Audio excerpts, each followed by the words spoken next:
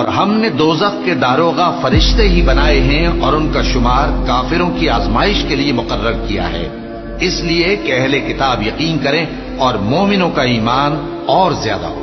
اور اہل کتاب اور مومن شک نہ لائیں، اور اس لیے کہ جن لوگوں کے دلوں میں نفاق کا روگ ہے اور جو کافر ہیں کہیں کہ اس مثال کے بیان کرنے سے اللہ کا مقصود کیا ہے۔ اسی طرح اللہ جس کو چاہتا ہے گمراہ رہنے دیتا ہے اور جس کو چاہتا ہے ہدایت دیتا ہے، اور تمہارے پروردگار کے لشکروں کو اس کے سوا کوئی نہیں جانتا، اور یہ قرآن تو بنی آدم کے لیے نصیحت ہے۔ ہاں ہاں، قسم ہے چاند کی اور رات کی جب رخصت ہونے لگے اور صبح کی جب روشن ہو جائے کہ وہ آگ ایک بہت بڑی آفت ہے، انسان کے لیے ڈر کی چیز، یعنی اس شخص کے لیے جو تم میں سے آگے بڑھنا چاہے یا پیچھے رہنا چاہے۔ ہر شخص اپنے کرتوتوں کے باعث گرفتار ہوگا مگر داہنی طرف والے نیک